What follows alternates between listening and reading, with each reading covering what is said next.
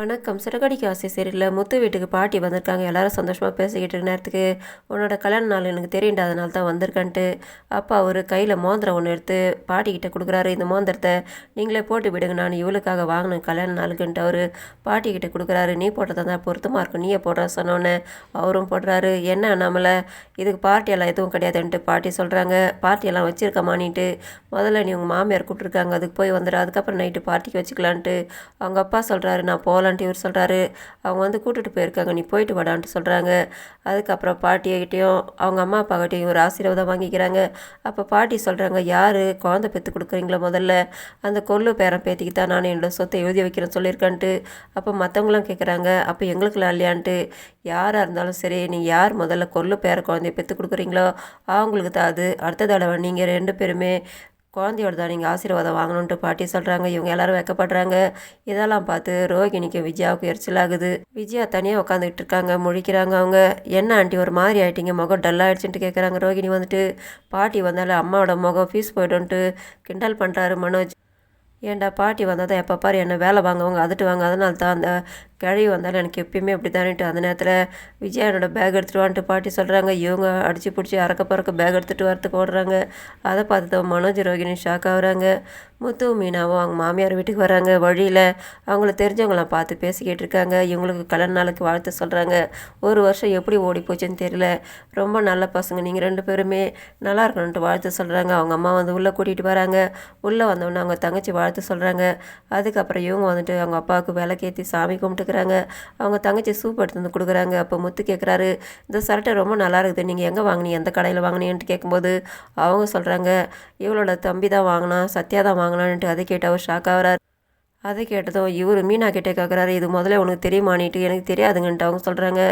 அவர் கோவத்தோடு எழுந்துக்கிறாரு. அந்த நேரத்தில் அவங்க மச்சானம் வந்துடுறாரு. இவருக்கு கோவம் வந்துட்டு சட்டை கட்டிடுறாரு. ஏன் நீங்கள் இப்படி பண்ணிக்கிட்டு இருக்கீன்னு கேட்குறாங்க. இவன் வாங்கினான் தெரியாத சட்டை நான் போட்டே இருக்க மாட்டேன்ட்டு. ஏன் நான் வாங்கி கொடுத்ததில் என்ன கௌரவ குறைச்சல் ஆகிடுமான்ட்டு. ஆமாண்டா, நீ வாங்கி கொடுத்ததை போட்டால் நான் கேவலனான்ட்டு அவர் வெளியில் வந்துடுறாரு.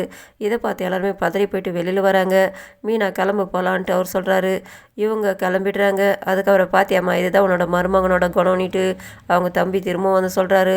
மீனா முத்து வண்டியில் வந்துட்டு இருக்காங்க. உங்களுக்கு கோவம் என்னதான் இருந்தாலும் அதுக்காக எப்படியோ சட்டையில் கட்டி போட்டு வருவீங்கன்ட்டு. அவன் வாங்கினான்னு தெரிந்தாக்கா நான் அந்த போட்டே இருக்க மாட்டேன், உனக்கு முதல்ல தெரியுமான்னு கேட்கும்போது இல்லைங்க, அங்கே போனதுக்கப்புறம் தான் எனக்கு சொன்னாங்க, அதை சட்டையில் என்ன இருக்குதுன்ட்டு. உங்கள் அம்மா வாங்கி கொடுத்தா நான் போட்டிருப்பேன், அவன் வாங்கிட்டு போட்டது எனக்கு பிடிக்கலான்ட்டு. அப்போ இந்த மாதிரி போனால் வீட்டில் தப்பாக பேச மாட்டாங்களா அத்தை, இப்போவே எங்களை மரியாதை இல்லாமல் பேசிக்கிட்டு இருக்காங்க, இப்படி போனாக்கா தப்பாக பேச மாட்டாங்களாம் சொல்லும்போது சரி இருன்னுட்டு இவங்க 2 பேருமே துணி கடைக்கு வராங்க. வந்துட்டு துணி வாங்குறதுக்கு வந்தோன்னே அந்த இடத்துல துணி கடைக்காரர் சொல்கிறாரு, எங்கள் கடைக்கு நீங்கள் ட்ரெஸ் வாங்குறதுக்காக சட்டை கூட இல்லாத இவ்வளோ ஆர்வத்தோடு வந்திருக்கீங்களான்ட்டு அங்கே வேலை செய்கிறவங்க எல்லாருமே கூப்பிட்டு அவர் செல்ஃபி எடுத்துக்கிறாரு. அதுக்கப்புறம் வந்துட்டு ட்ரெஸ்ஸு வாங்கிட்டு இவங்க வெளியில் வராங்க. அப்போ நீங்கள் இந்த மாதிரிலாம் பண்ணுவீங்கன்ட்டு நான் எதிர்பார்க்கல, உங்களுக்கு புரிஞ்சிக்கவே முடியலன்ட்டு. ஆமாம், அவன் எந்த மாதிரி காசில் வாங்கினானோ தெரியலன்ட்டு. ஏன் நீங்கள் அவனை பற்றியே பேசிக்கிட்டு இருக்கீங்க, நாங்கள் அவங்ககிட்ட எவ்வளோ சொல்கிறோம், அவன் இதுக்கு மேலே அது மாதிரிலாம் பண்ண மாட்டான், உங்களுக்கு கோவம் இருந்தாலும் இந்த அளவுக்கு இருக்கக்கூடாதுன்ட்டு இவங்க கிளம்புறாங்க. விஜயா வேலை செஞ்சுட்டு வந்து உட்காடுறாங்க. அதே நேரத்தில் ஏமா இவ்வளோ டயர்டாக இருக்கிய. அப்போ இவங்க சொல்கிறாங்க, ஃபேனை போடுறான்ட்டு, ஃபேன் ஓடிக்கிட்டு தாம்மா இருக்குதுன்ட்டு. ரோகிணி வந்து பக்கத்தில் நிற்கிறாங்க. இவர் சொல்கிறாரு, நீங்கள் டயர்டாகிற அவளுக்கு எதுக்குமா நீங்கள் இவ்வளோ வேலை செய்யணும், ரோகிணி கூட கூட்டிகிட்டு கூடாதா எழுப்பிக்கின்னுட்டு. அவளே பார்லரில் வேலை செஞ்சுட்டு வர, அவளை சேர்த்து நான் வேலை வாங்கினாக்கா அதை பார்த்தா மீனா அவள் இவ்வளோ சேர்த்து வேலை வாங்குவா, அப்புறம் டெய்லி யூஸ்க்கு அவளை வேலை செய்ய சொல்லுவாள், அதனால் தாண்டா அத்தை இருக்கிற வரலாம் தான் நான் செய்ய போகிறேன் விட்றான்ட்டு பேசிக்கிட்டு இருக்காங்க. அதே நேரத்தில் முத்து மீனாவும் அதுக்கு எதுக்கு 2 பேருமே டக்குன்னு உள்ளே போய்ட்றாங்க. அதை பார்த்தது என்ன இவங்க 2 பேர் கோவத்தோட போகிறாங்க. இப்போ தான் போனாங்க, அவ்வளோ சீக்கிரம் வந்துட்டாங்க. அதுவும் இவன் வேறு சட்டை போட்டுட்டு போயிருந்தான், இப்போ சட்டை மாறி இருக்குது, என்னவோ நடந்துருதுன்னு இவங்க பேசிக்கிட்டு இருக்காங்க. இது மீனா காதில் விழுது. அவங்க வந்து நின்று முறைச்சிக்கிட்டு இருக்காங்க. பாட்டி வராங்க. என்னம்மா அவ்வளோ சீக்கிரம் போயிட்டு வந்துட்டிங்களே, ஏன் அவ்வளோ சீக்கிரம் வந்துன்னு. வேலை இருக்குது பாட்டின்ட்டு. ஏன் இந்த வீட்டில் நீ மட்டும்தான் வேலை செய்யணுமா, விஜயா செய்ய மாட்டேன்ட்டு இப்போ தான் அத்தை வேலை செஞ்சுட்டு வந்து இப்போ தான் வந்து உக்காந்துன்ட்டு அவங்க பேசுகிறாங்க. அந்த நேரத்தில் முத்து வந்து நிற்கிறாரு. என்னடா சட்டெல்லாம் மாறிடுதுன்னு கேட்டவுடனே அப்போ இவர் ஒரு காரணத்தை சொல்கிறாரு, அவங்க ஒரு காரணத்தை சொல்கிறாங்க. அதை பார்த்ததும் விஜயா மனோஜ் ரோகிணி 3 பேருமே என்னமோ யோசனை பண்ணுறாங்க. ப்ரோமோவில் முத்துக்கு நைட்டி பார்ட்டி நடக்குது. அவங்க 2 பேருக்கும் கல்யாண நாளை கொண்டாடுறதுக்காக பார்ட்டி வச்சு சந்தோஷமாக கொண்டாடிக்கிட்டு இருக்காங்க. அவங்க கேக் வெட்டுறாங்க.